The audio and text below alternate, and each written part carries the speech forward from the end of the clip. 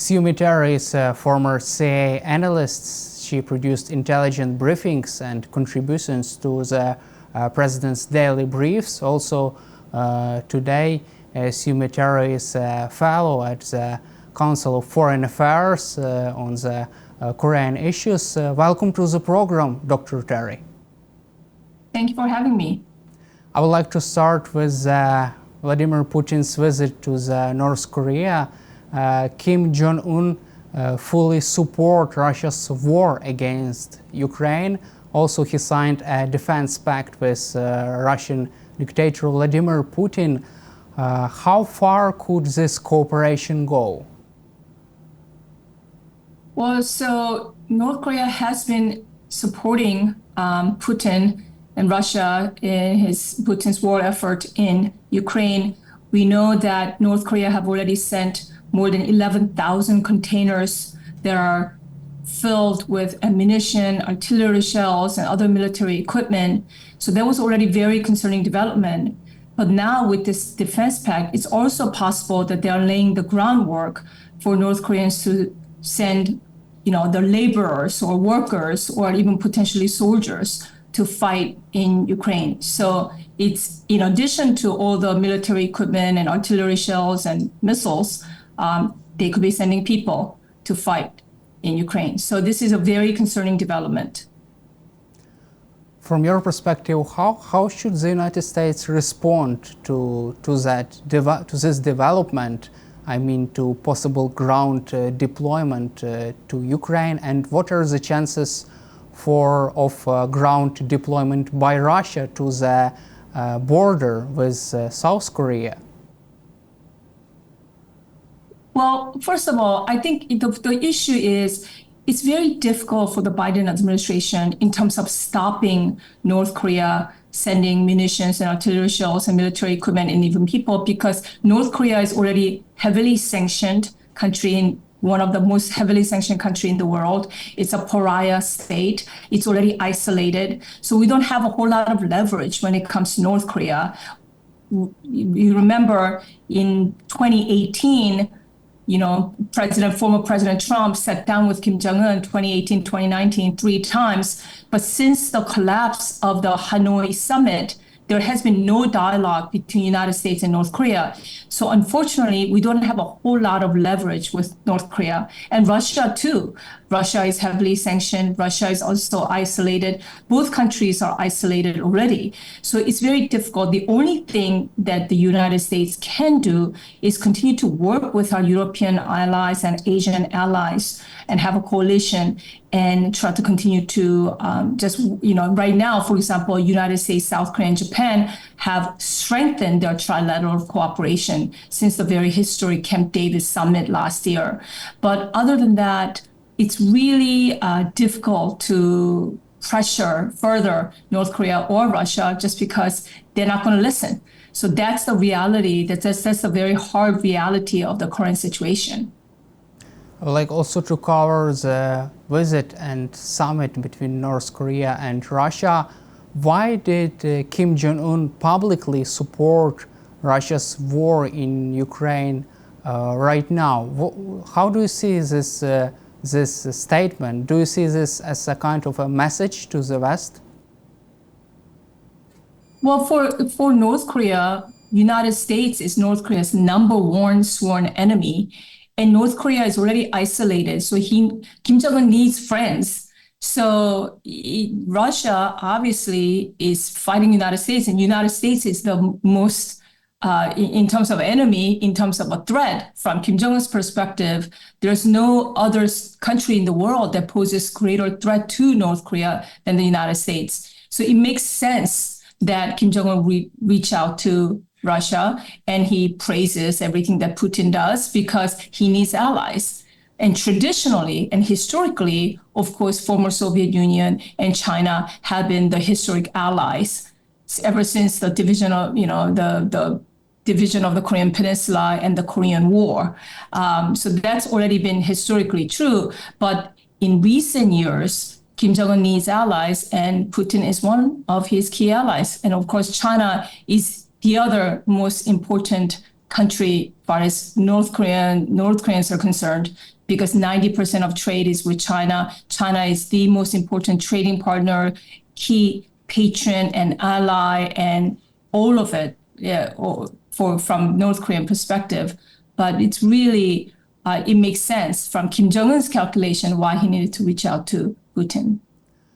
What is your take on China's position on this? What does China think about this emerging cooperation between North Korea and Russia?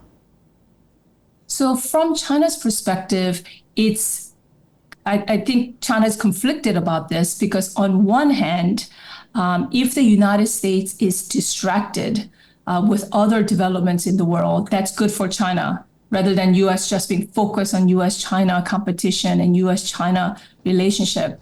And if United States is bogged down in the Ukraine conflict, it's also good for China. On the other hand, China does not want strengthen U.S., Japan, South Korea trilateral relationship. China does not want more military exercises and training on the Korean Peninsula. China does not want chaos and instability, and this increases tension on the Korean Peninsula. So I think from Beijing's perspective, it's a mixed picture, and they're conflicted, and they're watching these developments very carefully. How could they react to this from your perspective? How are they reacting? They're being fairly quiet. They're not being vocal about this. But how they should react is, there are certain common interests between China and the United States, because you don't want instability on the Korean Peninsula. You don't want this chaos. You don't want, further escalation back and forth. So from Beijing's perspective, I think they should work with the Biden administration and try to influence both Putin and Kim Jong-un, because China is probably the only country in the world that have any kind of influence over Putin and Kim Jong-un. Also, South Korean government suggested arming Ukraine in response to Russia's cooperation to the North Korea-Russia security deal, defense pact. What are the chances for a policy change by Seoul? I think that remains to be seen, because South Korea has to be very careful here, because, of course, I think they want to send and, help out Ukraine. But Putin has also threatened Yoon Suk-yeol government that if they do send direct support to Ukraine, that's a red line for Russia. And South Korea has to weigh this, because if Putin has not yet transferred sensitive technology, sensitive state-of-the-art technology to North Korea, and Putin is threatening to do so if South Korea directly supports Ukraine, this is sort of a consideration. So I think if there's going to be a policy change from the South Korean government, that will be based on the intelligence that South Koreans are receiving that Putin is transferring sensitive technology, military technology, to North Korea. From your perspective, how does South Korean government take these threats from the Russian side?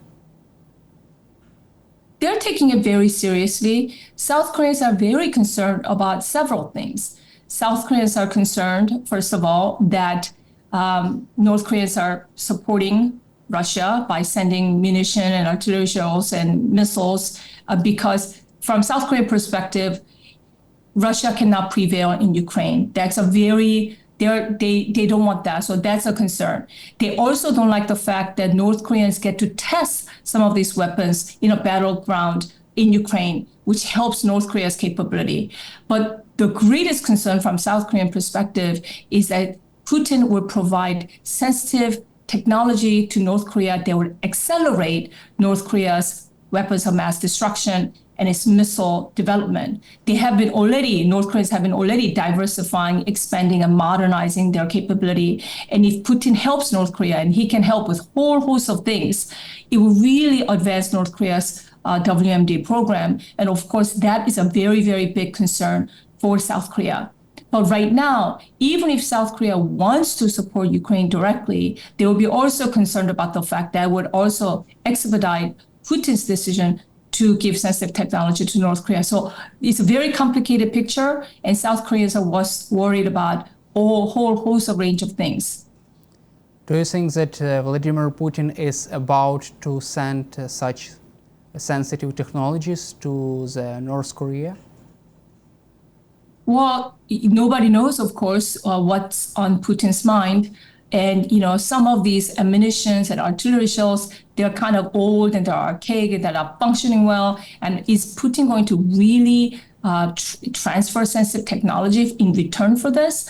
But the fact that Putin has visited North Korea now and they signed on this defense pact shows a certain level of desperation from Putin's part. So that is concerning, that he just is a different era, that he doesn't care about non-proliferation regime, that Putin is now really shifting away from any hope of working with the Europeans. And now he's casting his lot with this pathetic North Korea, which is 198th ranked economy in the world. So in that case, it is a concern that Putin can absolutely share sensitive technology with North Korea. Do you feel that the axis of evil is emerging in the world right now, and Russian dictator Vladimir Putin is creating this axis by cooperating with North Korea, Iran, and China? Yes, and one of the think tank scholar, Richard Fontaine, has written a foreign affairs article recently, and he called it axis of upheaval between Russia, China, North Korea, and Iran. Certainly, they're working together, and this alignment is emerging. From your perspective, where could it go, this emerging axis of evil? Where could this cooperation go between North Korea and Russia in the short and long-term perspective? So there is a debate whether this Russia-North Korea relationship is sort of a marriage of convenience. This is more short-term thing. When you look at Russia-North Korean history, there were times when they were closer and there were times they were not so close. And in fact, Russia had a closer relationship, or was trying to have a closer relationship with South Korea. So there were different up and downs in the relationship. So on one hand, this could be seen as something more short-term that's dependent on the war in Ukraine. So if the war drags out in Ukraine, this is more of a long-term relationship between Russia and North Korea. But if the Ukraine conflict comes to an end, then maybe Russia will look at, to shift away from North Korea. But the fact that in the past 24 years, Putin has not visited North Korea, but now he has, and now there's a defense pact. So it does feel like something more profound is happening. It does feel like something has absolutely shifted. Do you feel that his desperation could lead to another such unusual trips around the globe and unusual cooperation between other rogue states? Sure. Putin cannot travel to too many places. There are not many countries that are willing to support Russia, but he could, with these rogue states, try to strengthen the relationships. But don't you feel that the United States can do more to prevent such cooperation, to prevent such alliances in the world? Do you feel that the US has more power to do so, but still hesitates to act? Well, in what way? I mean, the only way is for U.S. to be directly involved and do. The only thing that U.S. can do is to support Ukraine more and work with allies. But it's not like Putin is going to listen to Biden. It's not like Kim Jong-un is going to listen to Biden. So the two things that the United States can do is support more in terms of in every regard Ukraine, and work with European and Asian allies in trying to support Ukraine in this war. Also, representatives of the South Korean government said that if Russia provide North Korea with some sensitive technologies, with long-range missiles, for example, with high precision weapons, then South Korea could provide Ukraine with their weapons. Do you see this as a red line for the South Korean government? Absolutely. If right now South Korea is hesitant to directly support Ukraine because they're worried about Putin's threat about providing sensitive technology to North Korea. But if South Korea sees that Putin is already doing that, then there is nothing that's going to stop South Korea. So President Yoon is not bluffing when he said that he's going to help and support Ukraine if Russia supports North Korea with sensitive technologies. Does it mean that Russia's President Putin visit to Kim Jong-un could lead to harmful consequences for him? Well, North Korea is going to consistently help Russia, and South Korea is going to help Ukraine. So I don't know if it's going to be harmful necessarily. Perhaps all depends on how much South Korea is willing to do. But I think right now, Putin is probably calculating that South Korean president is not going to support Ukraine directly, that this is more rhetorical rather than actual policy change. This is probably Putin's calculation. Do you think that it is a miscalculation? It's a miscalculation if Putin provides sensitive technology to North Korea and he thinks people are not going to find out about it. Also, in one of your interviews on CNN, you said that Kim Jong-un looked not really healthy during his summit with Russia. How can you assess that? What is your take on that? And what is your take on the appearance of Vladimir Putin in North Korea? Well, that was just a comment because the anchor asked me. It's not a medical comment. I'm not a doctor. I have not examined Kim Jong-un. So I don't know. What I do know is that I have been watching videos and footages of Kim Jong-un. There were times that he appeared healthier. He still looked like he gained a lot of weight. So it's just my untrained eye of having looked at the footages of Kim Jong-un in the past few years. And we know he has history of, family history of health problems, from diabetes to heart pressure and obesity, all of that. And Kim Jong-un's own health issues. It's not a technical term. I'm not a doctor, but it's just somebody as having watched the footages of various pictures and videos carefully, and he didn't look all that healthy to me. How could you assess also the sustainability and stability of the North Korean regime? What does North Korean people think about their own leader, and do they really support him? Well, it's really impossible to know what North Koreans really think, because North Korea is one of the closed-off society in the world. But when you look at the stability situation in North Korea, oftentimes you have to look at what's making the regime continue, right? So we call it pillars of stability, right? So elite support is one of them. If elite support the regime is relatively stable. It really doesn't matter what the public thinks, because they don't have any say. In the mid-1990s, in the famine years, when millions of people died, as long as the elite support the regime continues. So there's elite support. There's a foreign assistance. If there's no foreign assistance, economic situation in North Korea is dire, but we still have China and we have Russia that's providing food and oil and everything else. So that's how the regime continues. Then you look at the ideology, the ideological indoctrination, the monopoly on information. And North Koreans are cracking down on that. They don't want any outside information to get into North Korea because they worry about that.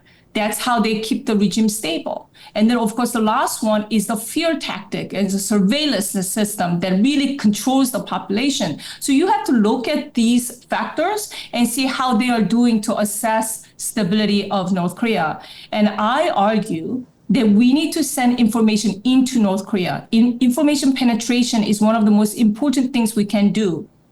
And with improvement in technology, like the USB drives, the regime cannot completely crack down on information from outside. It is going in from China-North Korea border. So we need to help people of North Korea better get educated and understand what's going on in the world. What do you expect from the Donald Trump regarding North Korea in case of his presidency? What do you expect him to do with North Korea and Russia, their cooperation? Well, of course, nobody can really speak for Donald Trump except himself. But I do think that both Putin and Kim Jong-un want to see Trump get reelected, right? From North Korean perspective, Trump is still preferable than Biden. Kim Jong-un at least sat down with President Trump 3 times. And President Trump says things like questioning U.S.-South Korea alliance. Why do we have U.S. troops in South Korea? It's too expensive. He's not a huge fan of alliances. So from North Korean perspective, it's better to have Trump in there. The one thing that Trump has been consistent for decades is about questioning U.S. forces in South Korea and alliances.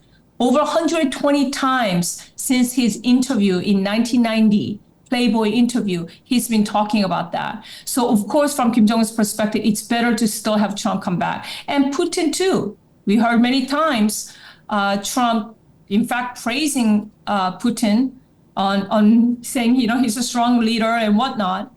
And, so it's a concerning development, from this perspective. And from North Korea and Russia's perspective, they would want President Trump rather than President Biden. Thank you, Dr. Tkiie, for your time and for your support for Ukraine. Glory to Ukraine. Thank you. Thank you for having me.